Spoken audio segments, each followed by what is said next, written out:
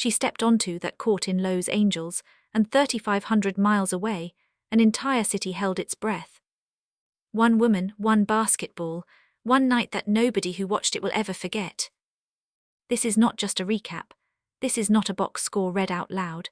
This is the story of what happened on the night of May 13, 2026, when the Indiana Fever traveled all the way across the country to face the Los Angeles Sparks. And what unfolded was something that reminded every single person watching exactly why they fell in love with this game in the first place. So sit back, get comfortable, because we are going to walk through every single moment of this one together, every basket, every steal, every shift in momentum, every second where the game hung in the balance and you weren't sure which way it was going to fall. This is Indiana Fever versus Los Angeles Sparks. Full game story, let's go. Before we even talk about tip-off, let's talk about the scene. Let's talk about where we are and what it means. Los Angeles, California, the city of stars, the city of sunshine, the city where dreams get made and dreams get broken all in the same afternoon. The Sparks have called this city home for a long, long time. This is a franchise with history. This is a franchise with championship banners. This is a building where legends have played and legends have been made. And walking into that building on this particular night, the Indiana Fever were not scared. They had no reason to be. Because this Fever team, this 2026 version of the Indiana Fever, they had been playing basketball that was turning heads all across the league. They had been building something. Game by game, possession by possession, they were becoming a team that nobody wanted to see on their schedule. They were not a team you looked at and relaxed. They were not a team that opponents circled and said, "We'll get this one easy." They were a team with weapons.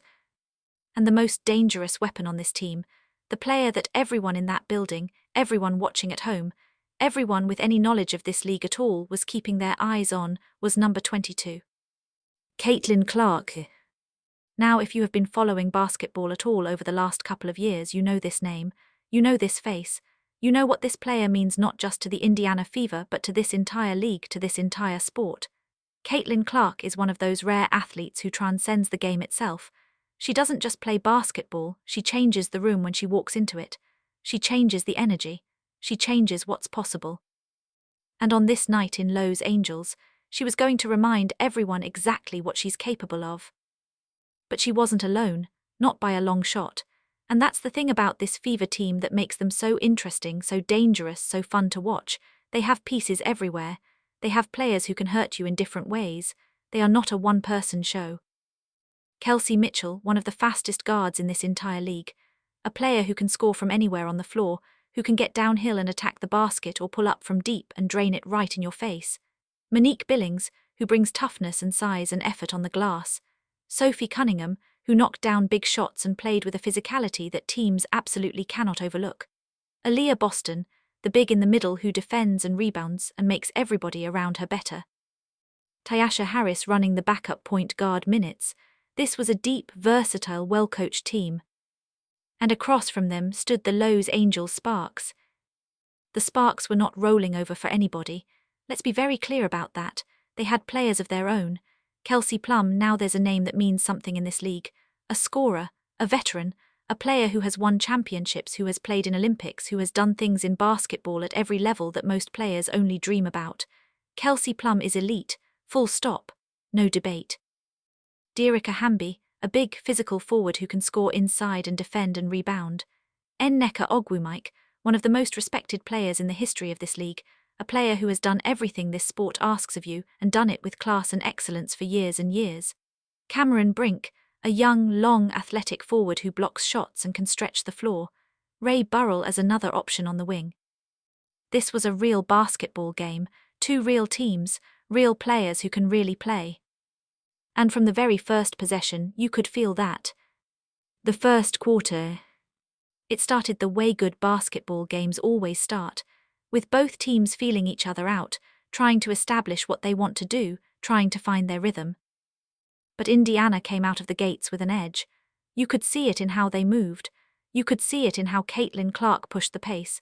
You could see it in how Kelsey Mitchell attacked off the dribble in those first few minutes, getting to spots on the floor that she wanted, making plays happen. The Fever were moving the ball, 23 assists on the night for Indiana compared to just 13 for Los Angels. That number tells you everything about the style these two teams played. Indiana was sharing, moving, trusting each other. The ball was alive in their hands. It wasn't sitting in one person's lap. It was dancing around the perimeter, finding the open player, probing the Sparks' defense and looking for the crack. And in that first quarter, they found plenty of cracks. Caitlin Clark was doing Caitlin Clark things, and if you don't know what that means, let me tell you, it means she was everywhere. She was making shots, she was making passes, she was making the defense pay every single time they tried to take something away from her. You take away the three, she attacks the paint. You play off her, she steps back and buries it. You try to trap her. She reads it before it happens and finds the open teammate with a laser pass that hits them right in the hands. 9 assists on the night for Clark. 9. That means 9 times she put the ball in a teammate's hands in a spot where that teammate could score. 9 times she took the right read over the selfish shot. 9 times she made the decision that was best for the team. And she still scored 24 points. 24 points, 9 assists. She was playing that floor general, running the show brand of basketball that is genuinely beautiful to watch when it's working. She was the hub of everything the Fever did offensively, and the Sparks simply did not have an answer for her. But here's the thing, it wasn't just Clark lighting it up in that first quarter, it was the whole machine humming. By the time those first 10 minutes were done, Indiana had put up 24 points. The Sparks managed just 20, a 4-point lead, not enormous, not a blowout, but a statement. Indiana had come into Los Angels and played their game from the opening whistle. They had set the tone. They had said, we are not here to survive, we are here to compete, we are here to win. And the crowd in that building started to get a little uneasy. Then came the second quarter. This is where the game started to get away from the Sparks. This is where you could see the momentum shift in a way that was hard to ignore. Because Indiana didn't just maintain that 4-point lead, they grew it. They expanded it. They went on a run that stretched that lead out to something significant, something that made the Sparks bench look at each other with a little bit of concern in their eyes. Indiana's biggest lead in this game was 21 points.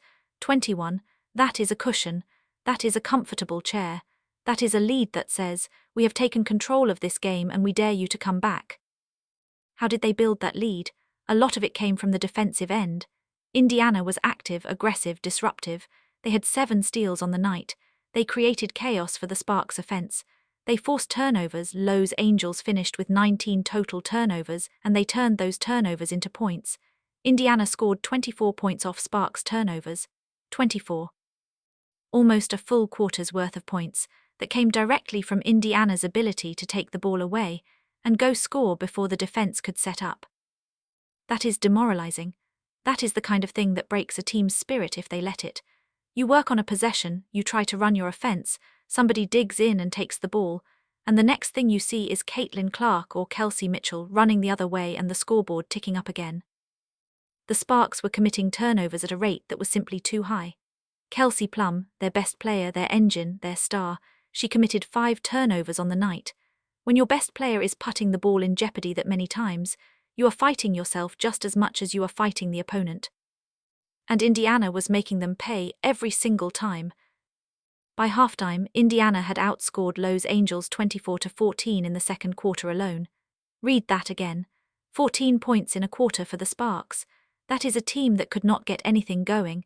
That is a team that was struggling to find open shots, struggling to execute, struggling to match the energy and focus of the Fever.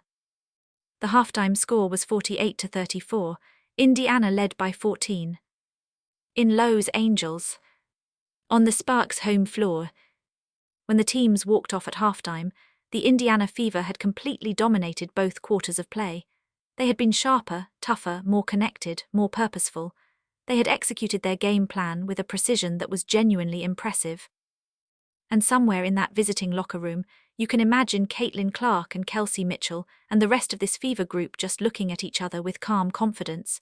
Not celebration, the game wasn't over, but calm confidence, the quiet knowledge that they had done something right, that they were where they needed to be. Meanwhile, in the Sparks locker room, the coaches were drawing up plays, trying to find solutions. Kelsey Plum was gathering herself.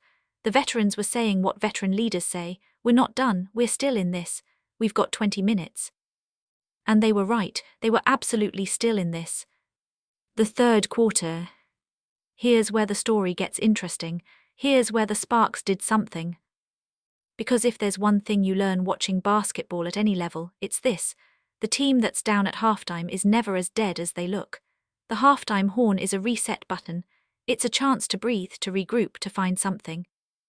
Los Angels found something. They came out of the locker room with more fire, more urgency, more physicality. They started attacking the basket more, getting to the free throw line, finding their rhythm in ways they couldn't in that disastrous second quarter. Kelsey Plum, who would finish with 25 points to lead all scorers, started doing what Kelsey Plum does when she's locked in.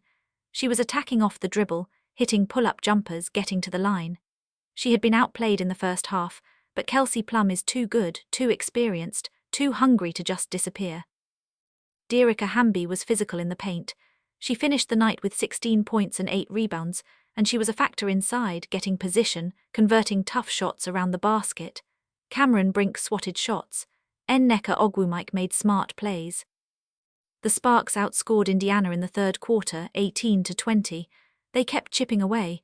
They kept trying to claw back. But Indiana held firm.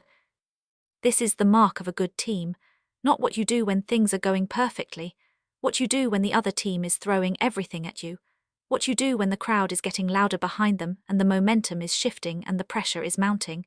That's when you find out what a team is really made of. The Fever answered. They kept making plays, they kept moving the ball, they kept finding Sophie Cunningham in the corner, they kept running actions for Kelsey Mitchell, they kept trusting the system. Going into the fourth quarter, Indiana still led 68-52. 16 points. That's a significant cushion, but it's not a lock. In basketball, 16 points can evaporate. We've all seen it happen. A hot shooting quarter, some turnovers, a couple of bad calls, and suddenly a 16-point lead is 5, and then you're playing a real game again in the final 2 minutes. The Sparks knew that. They were not giving up. The fourth quarter. This is where the Sparks put on a final push that reminded everyone watching exactly what they were capable of. Los Angels outscored Indiana in the fourth quarter, 26-19. Their best quarter of the game by far. They were playing with desperation and energy and everything they had. They were cutting the lead, making it look like maybe, just maybe, they could do something remarkable.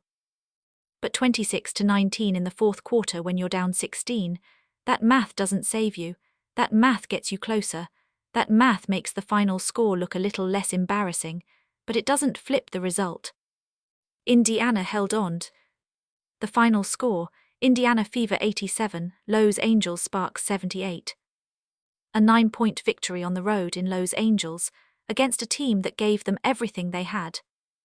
Indiana won, convincingly in the first half with enough in the tank to hold off the late charge in the fourth. Now let's go deeper, because the numbers from this game tell a story that deserves to be told fully. Let's start with Caitlin Clark, because how could we start anywhere else? 24 points, 9 assists, 4 rebounds, 2 steals, 1 block. She shot 9 for 17 from the field, 52.9%. She hit one of her 7 3-point attempts. She went to the free throw line 5 times and made all 5, 100% from the line when the pressure is highest. That is ice in the veins.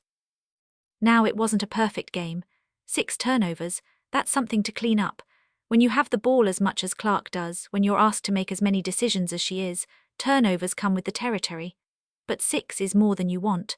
The coaches will look at that film and there will be some conversations about taking better care of the ball. But here's the thing about those 6 turnovers. Clark had 9 assists, 1.5 assist-to-turnover ratio. For every turnover she was creating 1.5 made buckets for her teammates. That is a net positive. That is a player who is making the right play more often than not, even accounting for the mistakes. And the biggest thing, the most important thing, is not the turnovers or the shooting percentage or any individual number.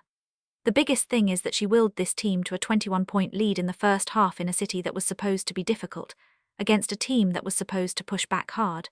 She did that through sheer will, through basketball intelligence, through the kind of leadership that can't be measured in statistics. Her efficiency rating on the night was 27, the highest on either team, the most impactful player on the floor by that metric, and it wasn't close. Indiana's biggest lead was 21 points. They didn't manufacture that from nothing. Caitlin Clark was the engine of it. Now let's talk about Kelsey Mitchell. Because Kelsey Mitchell had herself a night. 23 points, 9 for 17 from the field, 3 for 9 from 3. She was aggressive, she was attacking. She hit big shots at big moments. She finished the night at plus 14, the highest plus-minus on either team, tied with Sophie Cunningham. That means when Kelsey Mitchell was on the floor, Indiana outscored the Sparks by 14 points. When a player is on the court and her team outscores the opponent by 14, that player is making a massive impact. Mitchell is one of those players who creates her own shot in a way that is genuinely difficult to defend. She can come off screens. She can attack in isolation. She can hit pull-up jumpers off the dribble. She can get all the way to the rim and finish through contact. She is a complete offensive player, and on this night she showed all of it. 2 stars, 24 and 23 points respectively. Clark and Mitchell combined for 47 of Indiana's 87 points, more than half the team's total. That's 2 players carrying the load offensively while the rest of the team filled in the gaps. And speaking of filling in the gaps, Sophie Cunningham, 12 points, 7 rebounds, 1 assist, 1 steal, 2 3-pointers, 55.6% from the field, plus 14 on the night. Cunningham was exactly what a good complementary player looks like. She doesn't need the ball, she doesn't need to be the first option. She just needs to be in the right place and she's going to make the right play. When the defense collapses on Clark or Mitchell, there's Cunningham in the corner. When the paint is clogged and there's nowhere to go inside, there's Cunningham spotted up on the wing. She shot 5 for 9. 2 of those were threes. She was efficient, she was reliable, she was everything you need from your wings in a road game. Tyasha Harris came off the bench and gave Indiana 7 points on 3 for 4 shooting, hitting a 3 and running the offense cleanly. 50% from 3 for Harris on the night. When your backup point guard is hitting threes and taking care of the ball, your team is going to be hard to stop. Monique Billings did the dirty work. 9 points, 8 rebounds, 2 assists. She grabbed offensive boards, she fought for position. She did the things that don't always show up in highlight reels, but absolutely show up in wins and losses. Plus 7 on the night. Aaliyah Boston fouled out 6 fouls, and that limited her impact, but she still finished with 4 points, 7 rebounds, 2 assists and 2 blocks in her minutes. She was physical without the ball, present on the glass, making life difficult for the Sparks bigs. The foul trouble was unfortunate, but it speaks to how physically intense this game got in stretches. On the Sparks side, Kelsey Plum led everybody with 25 points, 9 for 16 from the field. She was the best player on the floor for Los Angels without question. She attacked, she scored, she tried to carry her team. 5 turnovers hurt her efficiency rating, but 25 points in a losing effort is nothing to dismiss. Plum is a problem. She'll be a problem every time Indiana sees her. Dearica Hamby was genuinely impressive inside. 16 points on 6 for 8 shooting, 75% from the floor, 8 rebounds, 4 of them on the defensive glass. She went 8 for 9 from inside the paint. She was nearly unstoppable when she got to her spots near the basket. She drew fouls, she made free throws, she did her job. Hamby was one of the reasons that fourth quarter push looked so real. Cameron Brink had 11 points, 5 rebounds and 3 blocks. The blocks were the thing. She is a presence, a deterrent, somebody who changes how you attack the basket. 3 blocks will do that. Even the shot attempts she didn't get to affected how Indiana attacked the rim late in the game. Nneka Ogwumike had 10 points, 5 rebounds, 3 steals. The steals stood out. She was active, she was engaged defensively, she was reading passing lanes and getting into the action on that end. 12 steals for the Sparks as a team, that's a lot. They were disruptive. They just couldn't convert those turnovers into enough points.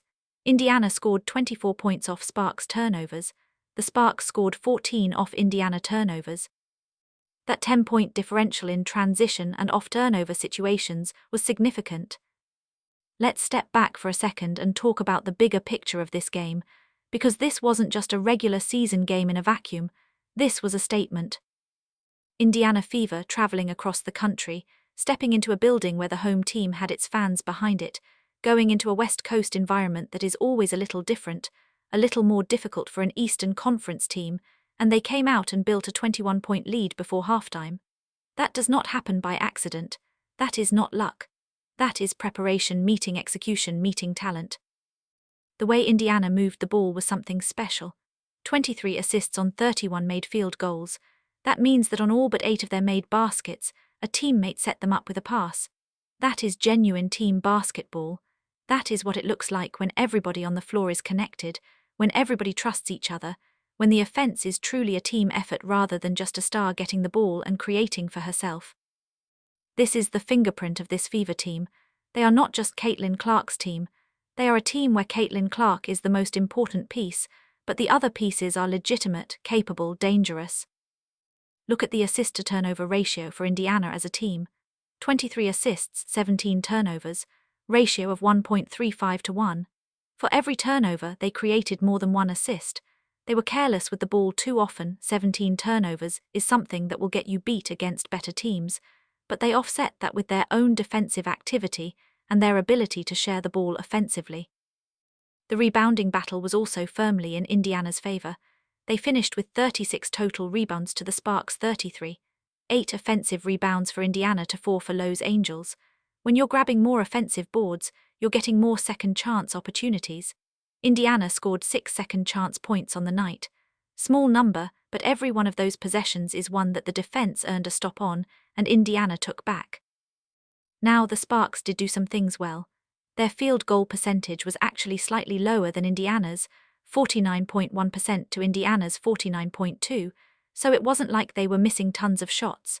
The real killer was the three-point shooting disparity. Indiana made 9 three-pointers, the Sparks made 2 out of 15 attempts. Indiana was 30 out of 100 from downtown, 3 times more successful. That is a huge gap. In today's game, if you're going to compete with teams that can shoot the ball from distance, you have to match that firepower.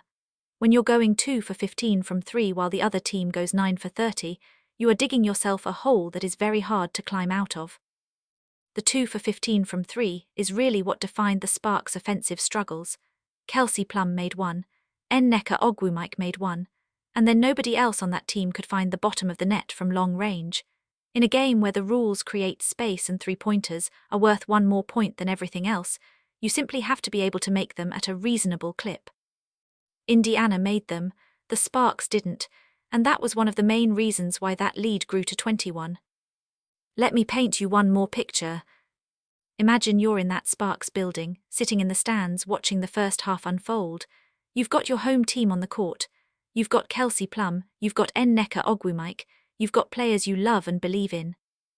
And Indiana just keeps coming.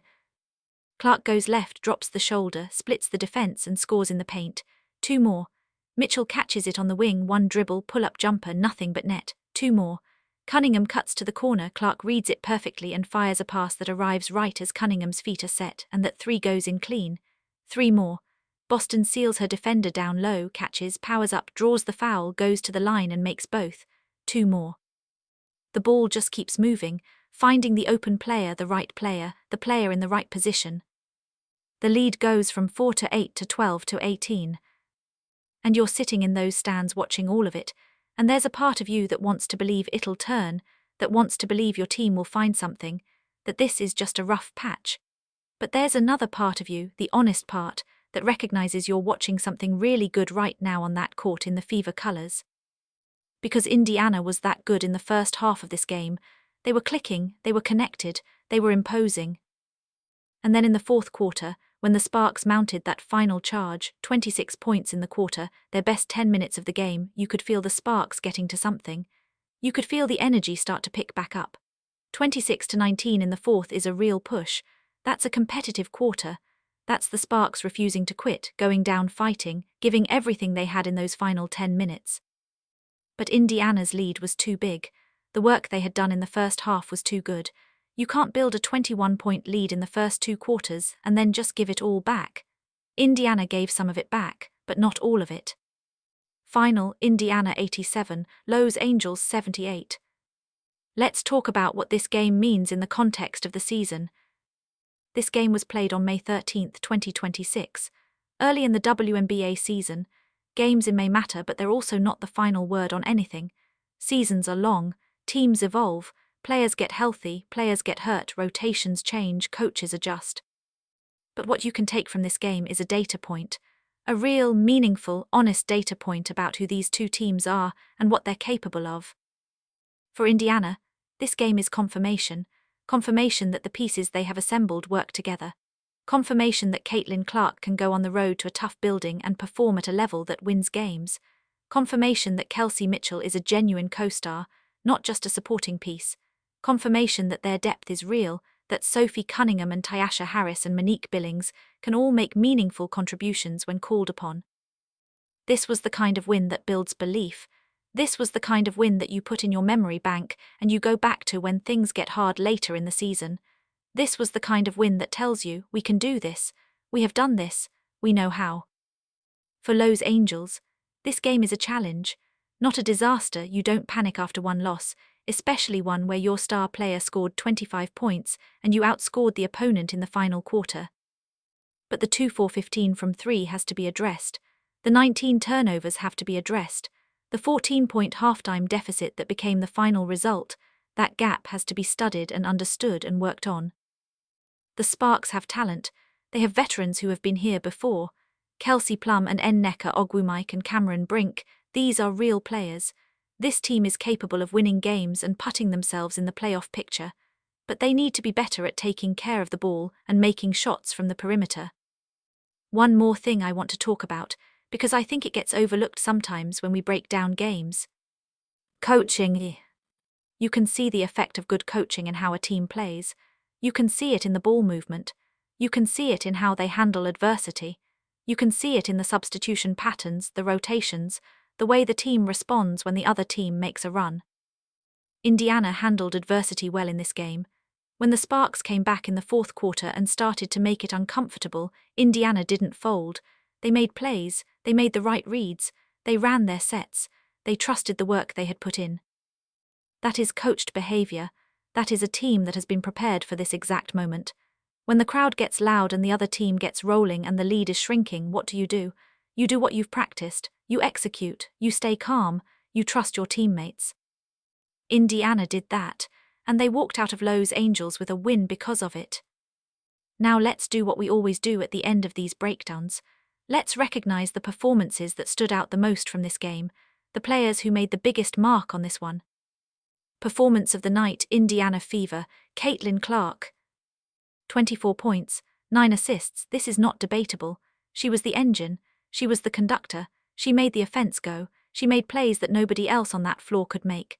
She had one of those nights where you watch her and you just understand why this player is different, why this player has changed the conversation around women's basketball, why sellout crowds and TV ratings and league revenue and all of it have trended the way they have since she stepped into this league. She is special. And she showed it again on this night in Los Angels. Honorable mention Indiana, Kelsey Mitchell, 23 points plus 14, 9 for 17 shooting. She was the perfect running mate. She was everything you need from your second option. And don't overlook Sophie Cunningham, 12 points, 7 boards plus 14 knocking down shots when they needed them. She was the ideal third piece in this game. Performance of the night, Los Angels Sparks, Kelsey Plum. 25 points. She was the only reason the Sparks were still in this game at any point after that first half. She attacked relentlessly. She scored in traffic. She made difficult shots. The turnovers were costly, but the production was there. Plum on a given night can score 30 with ease. She showed flashes of that here. If she cleans up the ball security and the team around her hits threes at a better rate, this is a different game. Honorable mention, Los Angels, Dearica Hamby. 16 points, 8 rebounds, 75% from the field.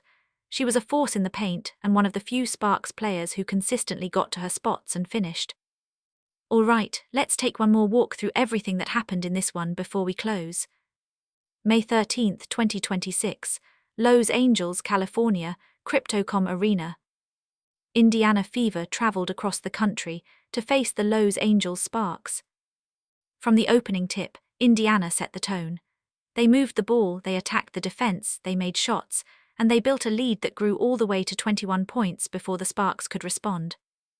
The first quarter ended with Indiana up 4, 24-20, a close quarter that showed both teams were real. The second quarter was Indiana's masterpiece. They held Los Angels to 14 points, 14, and scored 24 themselves. By halftime the lead was 14, 48-34. Indiana was dominant.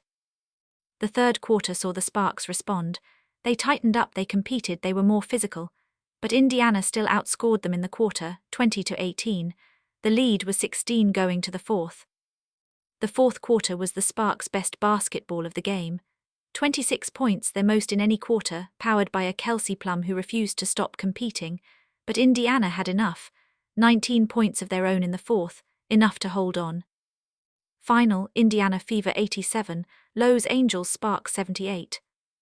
Indiana wins on the road. Indiana takes a statement result from the West Coast. Indiana leaves Los Angeles with a victory that tells the rest of this league something about who they are and what they're capable of. If you're an Indiana Fever fan and you watch this game, this is what pride feels like. This is what it looks like when everything your team has been building starts to show up in the most complete way. This is what it looks like when the star player goes into a tough building and plays her game without fear. This is what it looks like when the supporting cast steps up and fills every role that needs to be filled. If you're a Los Angeles Sparks fan who watched this game, it hurts. It should hurt. This was a game played at home that was surrendered in the first half. That's painful to watch. But you have Kelsey Plum, you have Nneka Ogwumike, you have Cameron Brink and Dearica Hamby and pieces that can be competitive. One bad night doesn't define a season. One bad half doesn't define a team. What matters is what you do next. That's always what matters. What do you do next? For Indiana, the answer to that question right now is, we keep winning, we keep building, we keep adding to what we know we can do. Because after a night like May 13th, 2026, they know they can beat you in your own building. They know they can go on the road and play their game and win. They know they have enough. And that knowledge, that confidence, that belief, that is worth every bit as much as the 2 points in the standings. This has been the full game breakdown of Indiana Fever vs. Los Angeles Sparks, May 13th, 2026. Final score, Indiana 87, Los Angeles 78. Indiana led by as many as 21. They got contributions from their stars, Clark with 24 and 9 assists, Mitchell with 23, and they got exactly what they needed from their role players. The ball movement was excellent. The defense was active. The turnovers were too high, but the team overcame them. Los Angeles fought hard. Plum gave them 25. Hamby gave them 16. The Sparks outscored Indiana in the fourth quarter, but 2 for 15 from 3 was the number that defined their limitations on this night, and 19 turnovers was the number that defined how the Fever got their edge. Indiana took it. Indiana earned it. Indiana walks away with the W. This is what this game is. Possessions and effort and execution and resilience and talent and coaching and chemistry, and 100 different variables all stacked on top of each other to produce a final score that reads like a simple number, but represents 40 minutes of real competition between real players. We saw something real tonight. We saw something worth watching. And if you're a basketball fan, any kind of basketball fan, if you appreciate the game at its best, you appreciated this one. Because this one had it all. Indiana Fever, 87. Los Angeles Sparks, 78. Road win, statement win, memory made.